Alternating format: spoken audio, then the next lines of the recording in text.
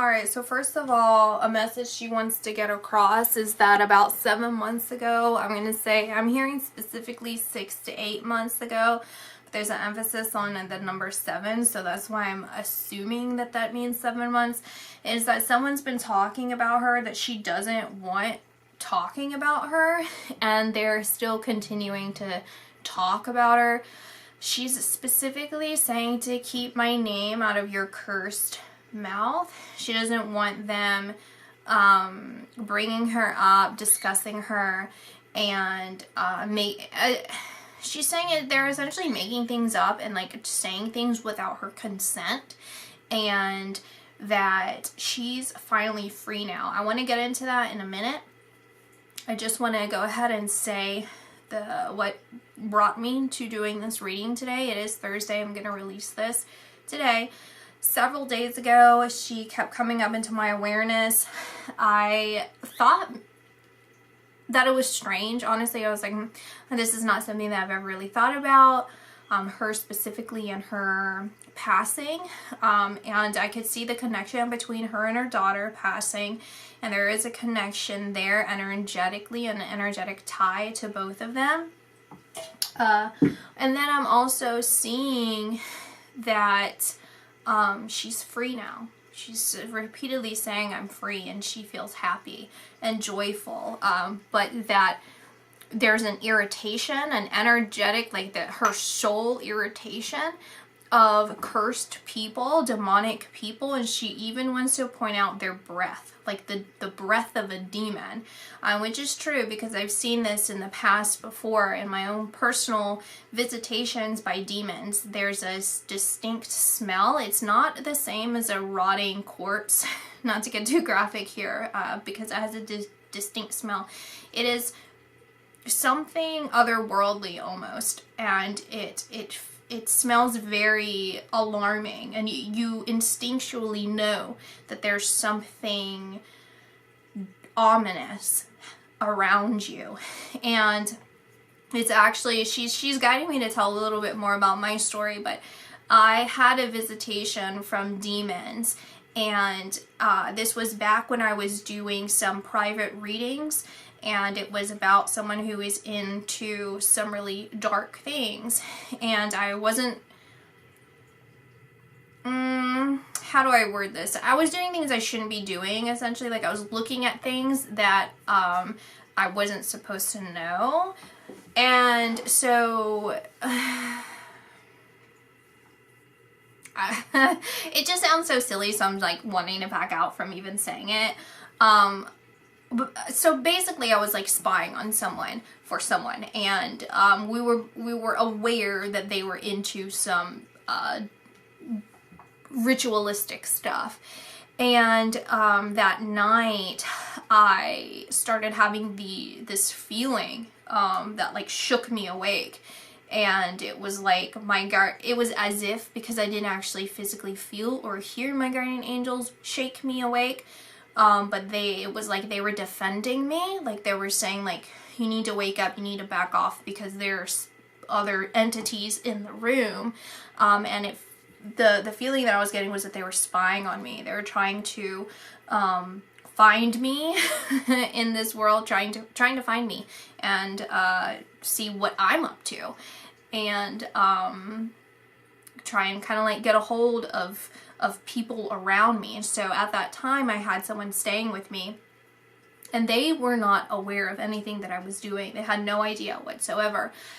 And it crossed my mind as this happened. I was in like a sleep state, and I woke up, and I just got up. I stayed up the rest of the night, and I had this feeling. I said, let me go check on my friend to see if they were dead. And it was such a silly thought to me, because I was thinking, you know, why would I even think something like that? And it was this feeling that like anything could happen, right? And that anything could happen in the middle of the night. I should go check on them just in case, just see if they're breathing, right? And I didn't do it because I was like, that's such a irrational thought. And they're alive, by the way. Just in case anyone's wondering, they're alive, they're fine. But then so while this was this is all kind of blurring together, but essentially, I could still feel those spirits around me. But I hadn't really thought to, like, oh, whatever, it's not that big of a deal because I don't allow that into my energy field. I'm not going to allow it. So they can look at me all they want, but it's not going to do anything. And so I could smell them, though. I could smell that, the smell of demons. And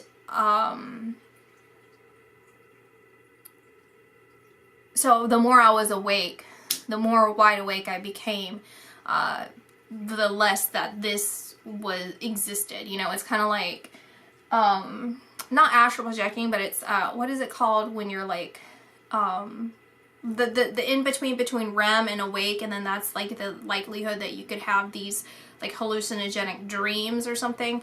It is kind of like that. So,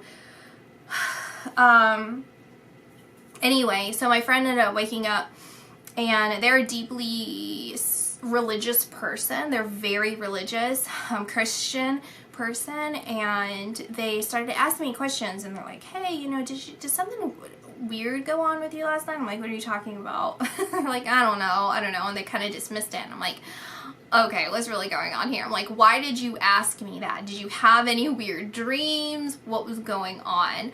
Because I wanted to scope out what they were going to say because of what happened to me. And they told me that they had this dream. They said but it felt so weird because it was such a different feeling than like a normal dream. And they were uncomfortable telling me this because it was just so weird. But that these entities, these beings, like they couldn't see what it was. It felt like shapes were coming towards them and basically enticing them, like kind of not really taunting them, but kind of like, come here, we have something to talk to you about, we have something to show you, we want to know stuff, whatever kind of thing, like trying to pull them in, right? And so my friend instinctively, they could smell them, and they instinctively started running away. And then they had this like another thought, like a kind of like curious, and they turned around, started going towards them again, and then these energies were trying to pull them in, and then they could smell it again, and they were like, I better run, and they went far, far, far away, and that was their dream. And it was just so interesting to me because I was like, you know, what I hypothesized from this, my theory is that these entities were trying to go through another person close to me, right? Because they weren't coming through me, so they went to the next person that they thought that they could get information from.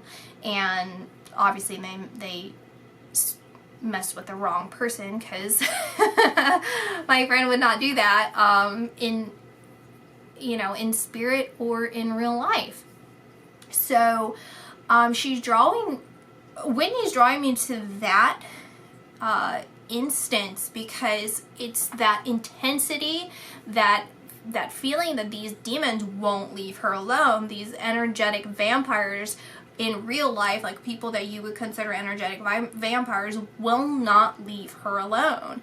And it's because of this that something recently happened within these past several months of people talking about her, demonic people who don't have her good intentions in mind, people who are putting words into her mouth that she is not specifically saying. So this tells me it's another spiritual person, or like people who are claiming to speak of her, and this is recent. So this isn't, if people have done it in the past or whatever, it's not that. There's someone recently who has done this, and it feels connected to her people. So it's like if her family or friends are going to people, or if they are claiming that they are connecting to her and saying things, that it's a lie. They're making things up, specifically like saying things without her consent.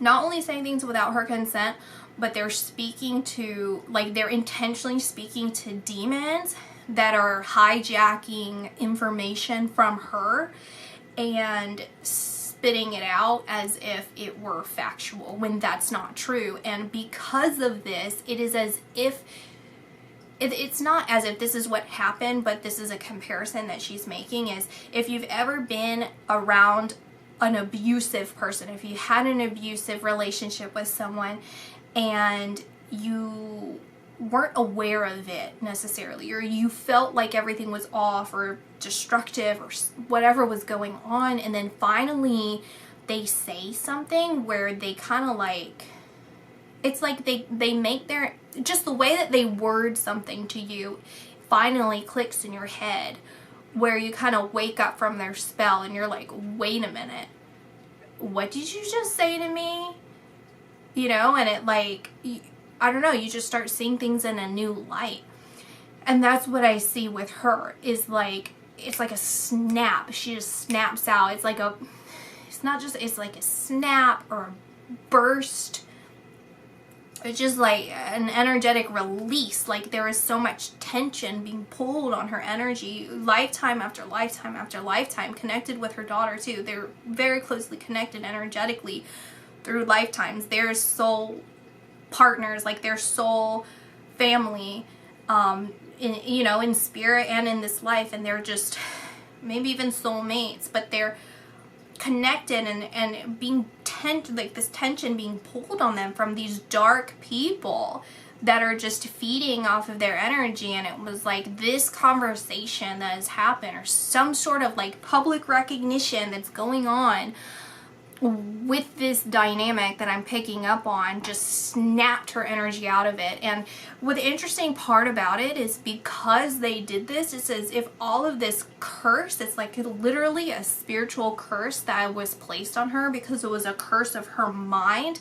It was that perception that she was cursed that kept her cursed, because her mind was blocked. Her mind was it was like all this time she felt as if she didn't have an option. She thought that this was her journey. She thought that this was supposed to be the way it was. It was like even when she would cross over in previous lifetimes, it was like she was following this dark path that would just bring her back into this path that just is like a repeat and repeat and repeat. And this thing set her free. It's like her finally saying, I am free. I am free. I am free. I am free to be whoever I want, however I want. I'm gonna be a cowgirl, you know, like I can be anything I want. And I'm seeing this swirling feeling, like this. Intense, like that. That's what she's showing me, like that. And then it's a burst, like this, whatever this is, it's like going like this, and then all of a sudden it just like snaps her out of it. Like, wait a minute, what are you doing?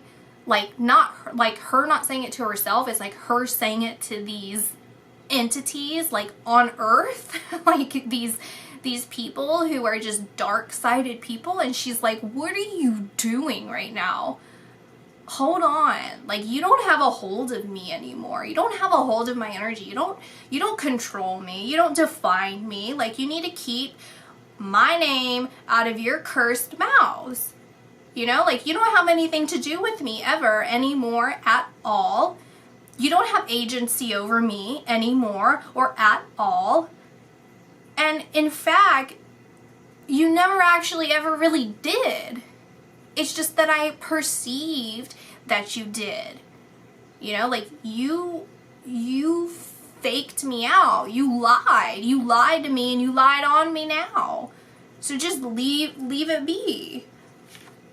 And so in that way, it's a blessing, because she's showing me that all of this like cursed, heavy energy that was encapsulating her is now like passed on to these people. So these people who are talking about her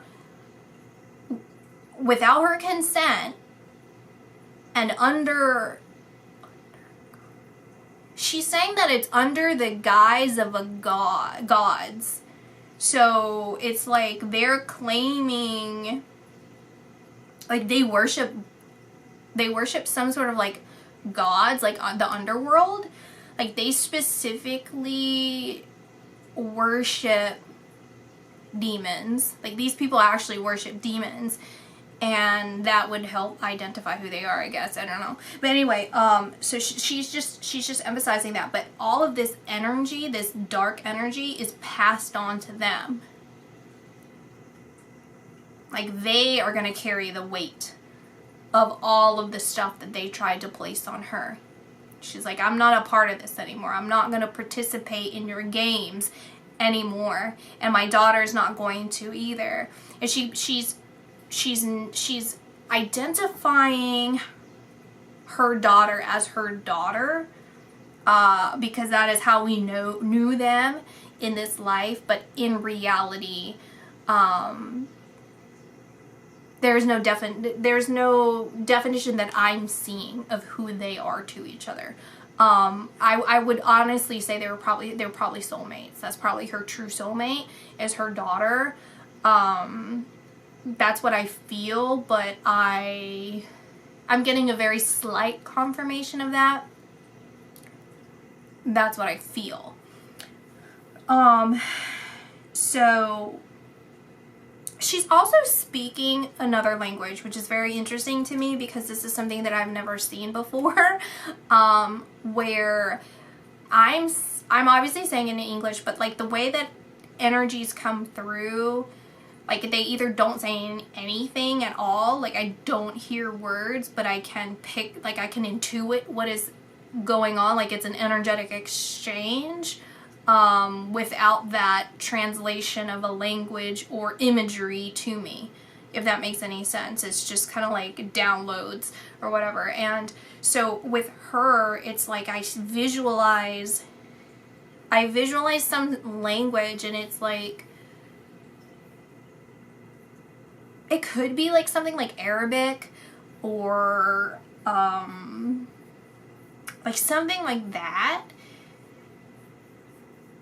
It could be Arabic. I'm not sure. Maybe Middle Eastern. And then from there, there's somehow it changes to English for me. But that's how she's portraying herself. As like some other language. And then the last two other things I'm seeing is a sunflower. It's just this gigantic sunflower I'm seeing in front of my face, and no other context other than a huge sunflower. And when I look at the sunflower and I try and see behind it, I can't really see, but the feeling that I'm getting is that I just feel really happy. It could possibly be a sunflower in a sunflower field because it feels expansive and just right. It just feels good. It feels liberating, and it's like this feeling of like what are the possibilities beyond what I can even see, right? Like on those beautiful days when you look up at the sky and you look around you and you think about like how far beyond outside of what we see in the sky reaches, like where does that go, and that there are stars up there that we aren't seeing right now, or like looking at the blades of grass and like how far expansive that goes, and thinking of the life cycle and all the lives that are like teeming and all the organisms teeming up there. Like it's this awareness of all of that and what possibilities lie in all of those things. It's just like this deep reverence and appreciation for life, for freedom, like life and liberty, and I guess she's saying life, liberty, and pursuit of happiness. Like it's like literally seeing that in this new way. She's saying like, you know, for so time after time after time, I felt weighed down. I felt like my options were limited. I felt like I was always struggling. I felt like my options were limited. And even when I got something, it was like blurry vision. I couldn't see beyond that pain. I couldn't see beyond that cloud. And now the clouds have cleared, and I can see things for what they truly are. I can appreciate things for what they truly are, because I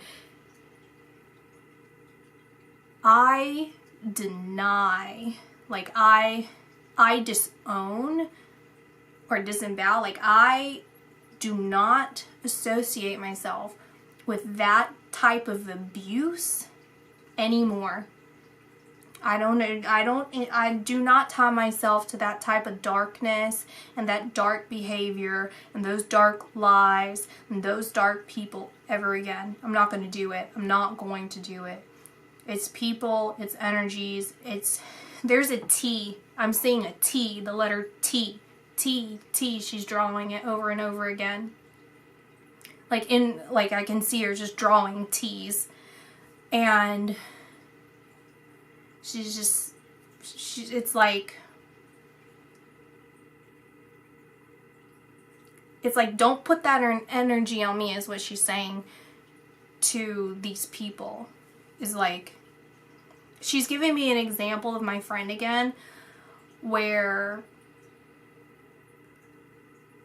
my friend is like such a believer, like just so much faith, and like they don't allow any like the same thing, they don't allow this bad behavior around them, you know, like people who just disrespect them or disrespect other people or try and put their own problems onto them. It's like they have strict boundaries, and they're like, no, you know, you're not going to put that on me. You're not going to say that kind of stuff. You're not going to claim this thing or whatever. Like, they don't allow that kind of mess into their life at all.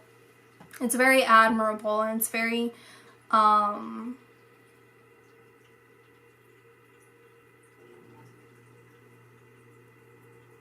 is something that you would want to emulate, right? Strict, good, healthy boundaries. And that's what I see with her, is like, no more, no more, no more. And she shows me herself as that beetle, you know, the beetles that have that, they live underground for like 10 years and then they finally come up to the surface. And that's kind of how I see her. She's finally just faced the final part of her cycle. Like, enough. It's time for me to break free. It's time for me to live. I'm participate in this world, participate in this life, and it's not this world necessarily. It's like her soul is free. Her soul is not going to be bound by anything. Like, she's now participating in the life of the souls, if that makes sense. And something else I wanted to mention is, as I was preparing for this, I had already set the camera up and everything, and I went to go grab this pen just in case I needed it and just put some stuff away. And I found a brown recluse. So as I was thinking about all this was coming to my energy field. Like, come on, record. Like, she's like pushing. You need to say that. And I could hear her talking about everything I talked about at the very beginning. And I found a brown recluse spider, which is a deadly spider, in my house. And I don't think that was a coincidence. I think that has that ties very much closely to her, in the sense that it's that repetition of like, you will not harm me, you will not bring me any harm, you will not penetrate my energetic field, our energetic field, her daughter. You're not going to do that anymore. You messed with the wrong one. So these are the last things, is inspiration. A wave of inspiration and a stream of beautiful ideas are about to enter your aura. It is important that you trust your intuition at this time. Pay attention to unusual thoughts that come to your mind and do not discount your imagination. Many wonderful ideas which have served humanity were initially scoffed at or ridiculed. We, your guardian angels, will help you discover ways to apply your ideas and manifest new realities for your life. Believe. Be open to all possibilities and opportunities. Let go of preconceived ideas. There's nothing to fear. You are constantly surrounded by love. Start to believe in yourself and trust your instincts. Wondrous possibilities and opportunities abound, provided you are flexible and retain an open heart and mind. Believe all is possible. And I feel this is a message directly to those of you who receive this and feel that this is relevant to you in your life currently, is to be inspired and believe in the words of her and her journey, because if you feel that you've been silenced or you've been jeopardized or held down in any possible way energetically, or even just abused in real life around people, then you can take a stance and you can break that cycle. You can move out of it and say enough is enough, just as she has. And